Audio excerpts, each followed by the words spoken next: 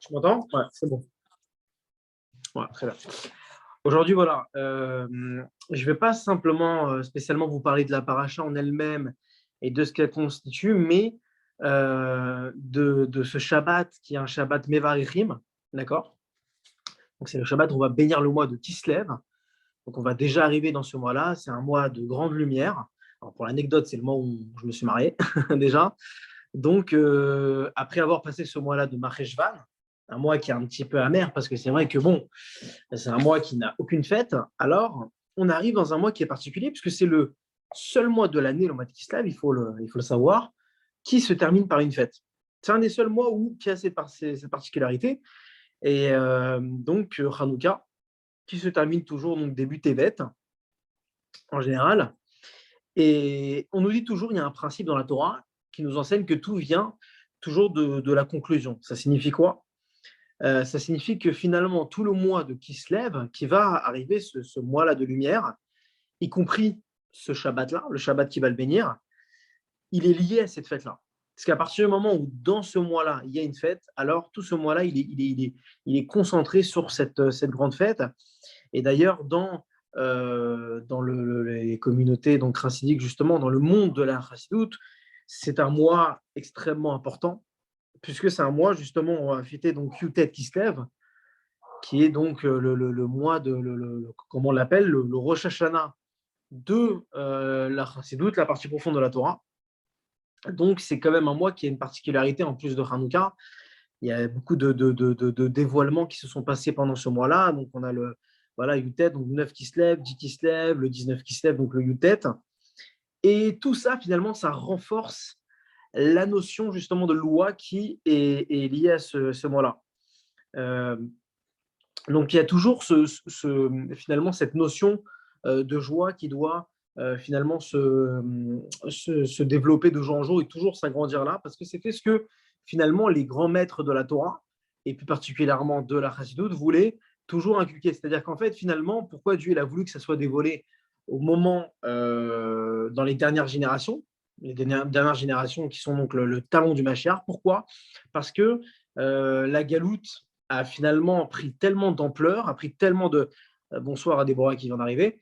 Donc, a pris tellement d'ampleur dans le quotidien que plus finalement l'exil prend de l'ampleur et plus la joie doit être encore doublée.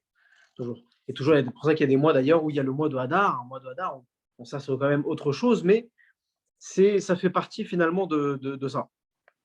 Et lorsque le Baal Shem Tov, lorsque le Baal Shem Tov il a dévoilé cet enseignement profond de Chassidut qui était caché jusqu'à ce moment-là, comme vous le savez, Moshe, lui, il savait déjà tout, mais au fur et à mesure du temps, les enseignements, les parties de la Torah se sont révélées. Et Dieu il a voulu que ça soit à ce moment-là, parce que c'était le bon moment, c'était le bon Zman. Et pourquoi ça ne s'est pas fait avant? Parce que ce n'était pas encore le moment.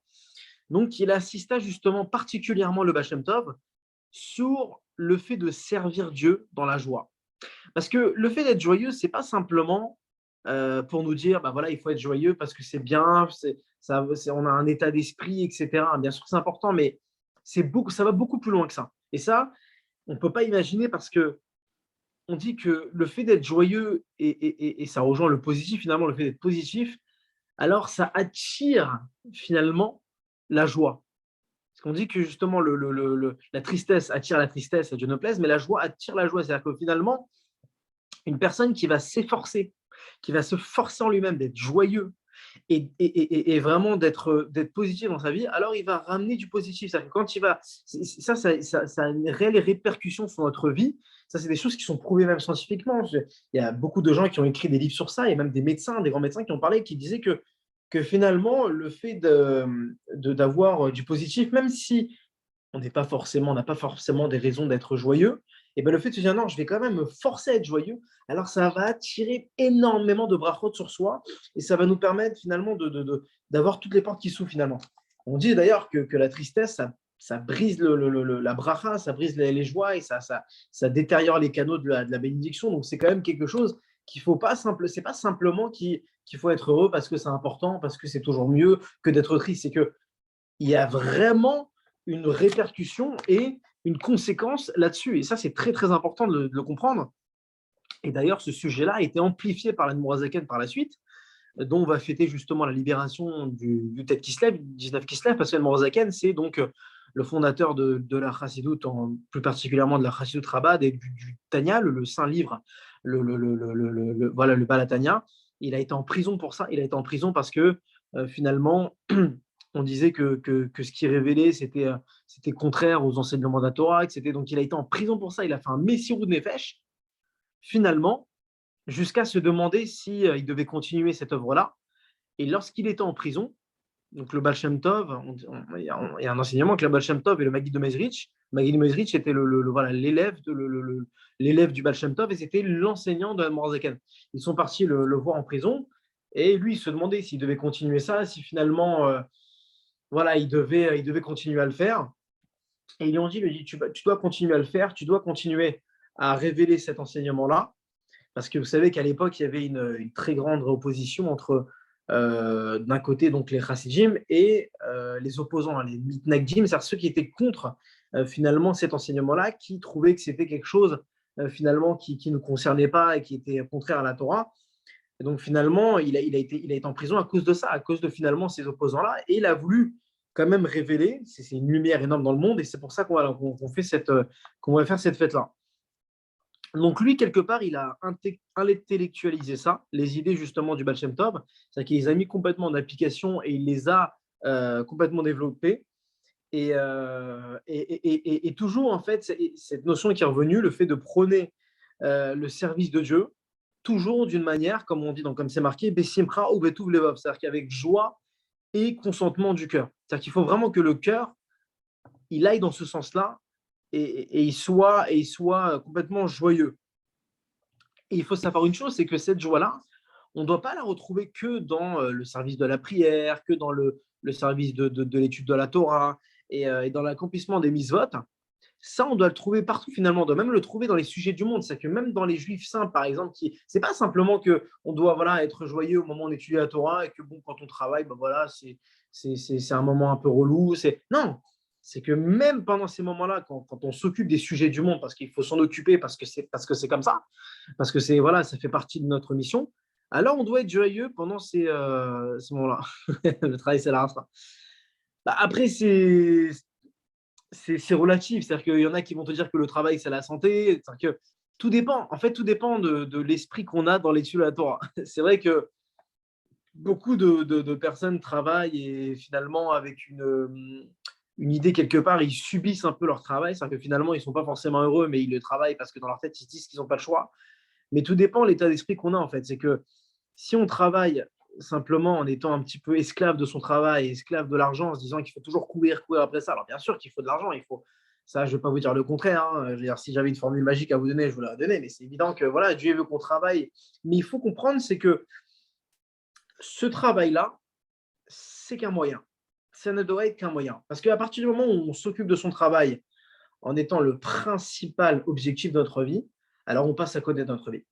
Ça, il faut vraiment le comprendre. C'est-à-dire que c'est vraiment, soit il y a deux catégories de personnes. C'est-à-dire que soit les personnes qui vont se dire, bah, finalement, voilà, moi, je fais ce que j'ai à faire, je travaille parce qu'il faut que je travaille et que voilà, c'est comme ça, je dois ramener la parnassa, tout ça. Mais j'ai confiance en Dieu, j'ai la bracha, etc. Donc, lui, il fait son petit chemin, il fait ce qu'il a à faire, mais il sait que voilà, ce n'est pas le but dans la vie.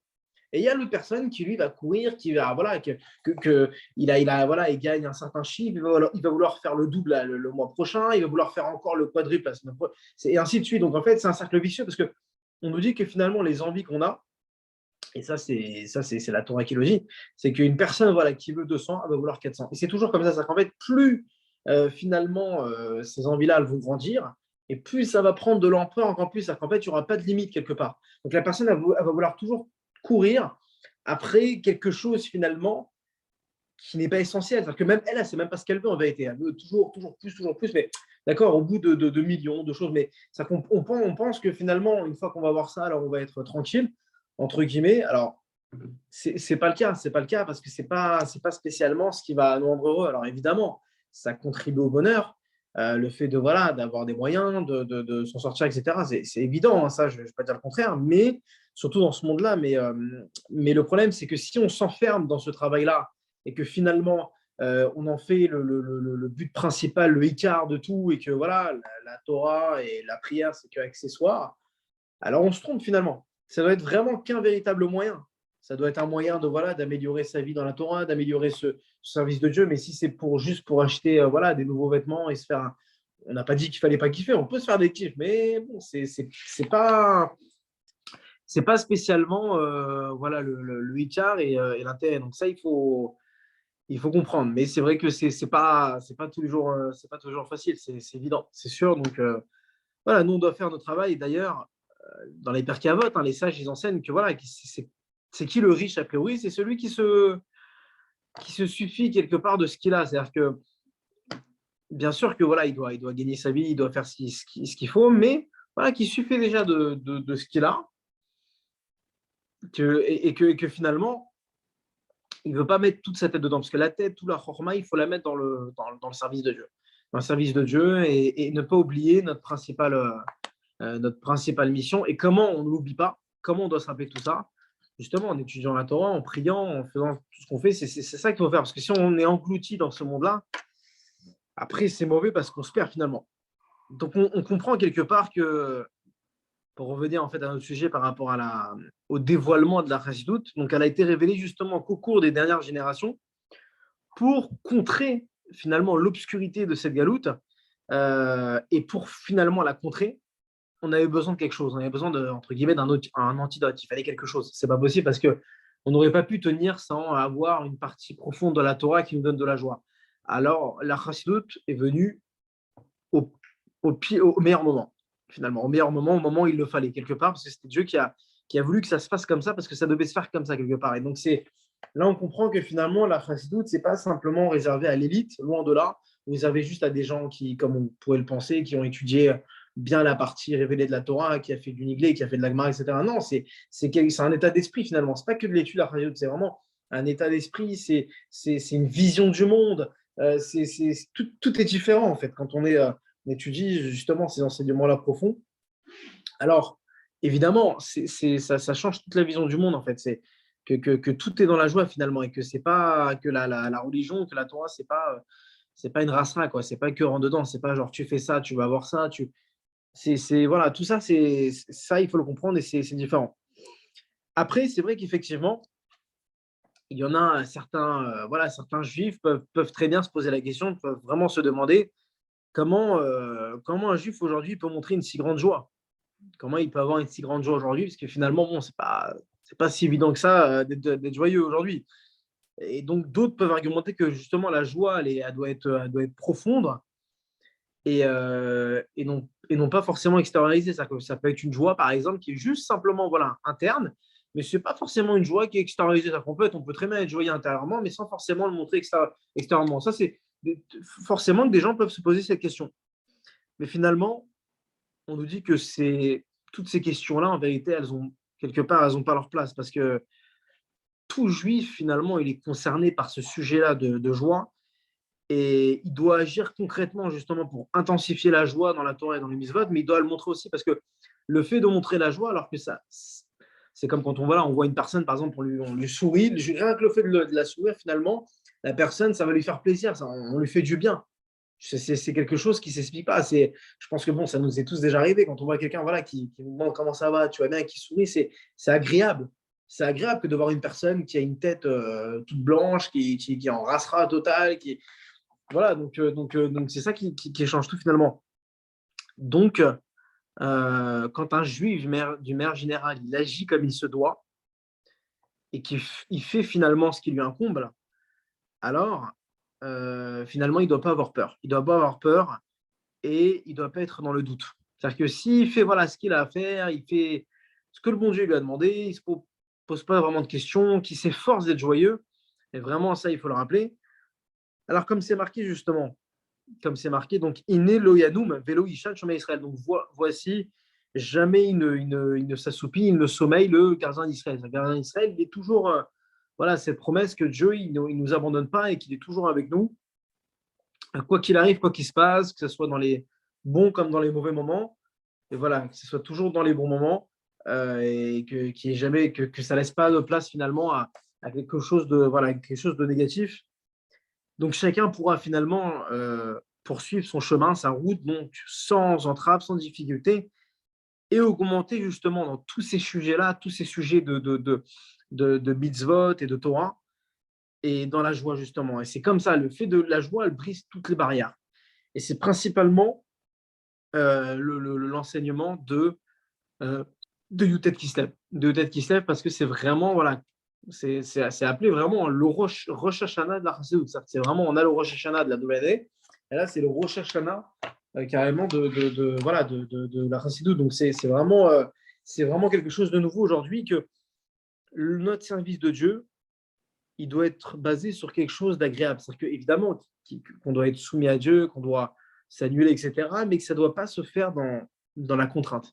Parce qu'à partir du moment où ça se fait dans la contrainte, où ça se fait dans l'habitude, alors finalement, après, c'est là que commence finalement le déclin. C'est ça qui est mauvais, c'est que cette joie-là, pour toujours l'avoir au quotidien, il faut la travailler. Il faut la travailler et ça passe par le travail. Parce que c'est ce monde-là. Ce monde-là, il veut qu'on travaille, il veut qu'on fasse cet effort-là. Et ça doit passer par ça, justement, tous les jours au quotidien. Parce que si on ne fait pas cet effort-là, comme on le sait qu'il n'y a pas de mesure, c'est qu'en fait, c'est soit une personne à l'avant, soit à le recul. Elle ne peut pas être simplement au milieu et que non, on doit toujours aspirer à quelque chose de nouveau, toujours jamais de se contenter, en fait, finalement, voilà, de ce qu'on fait. Et, et voilà, c'est pour ça que je voulais vous parler de ça, voilà, ce Shabbat. Voilà, je voulais vous parler principalement de ce mois qui arrive parce que c'est un mois qui est rempli de fêtes dans le monde chassidique et c'était important voilà, de parler de tout ça parce que c'est quelque chose qui vraiment, c'est comme la pensée positive finalement. La pensée positive, elle amène à quelque chose. Je ne sais pas si vous avez lu les fameux livres sur la pensée positive, il y en a 2 qui sont sortis dessus. Il y a plein de livres qui sont sortis qui nous expliquent finalement que penser positivement bah en fait, on crée notre propre futur en pensant. Justement, la pensée, elle peut amener vraiment à quelque chose de réel. Donc, il faut vraiment faire attention à ça et pas penser à ouais, ça, je pourrais pas le faire, ou ça va être compliqué, ou on pense mal. Non, ça, c'est toujours penser que on peut le faire, on peut avoir une réelle, voilà, une réelle réussite et que tout dépend voilà, tout dépend de nous finalement et de notre service de Dieu. Donc voilà l'enseignement qu'on peut dire. Et c'est ça finalement l'enseignement de cette paracha, enfin, excusez-moi, pas cette paracha, plutôt de ce mois-là, et voilà, qu'on va bénir. Donc voilà, c'est vraiment le Icar et c'est ce qui nous permet de changer tout notre service complètement au quotidien en fait. Au quotidien, donc voilà, il faut le nourrir et il faut le travailler toujours. Voilà l'enseignement que je voulais partager avec vous voilà, ce soir. Comme je le disais tout à l'heure, on a eu un petit problème technique au début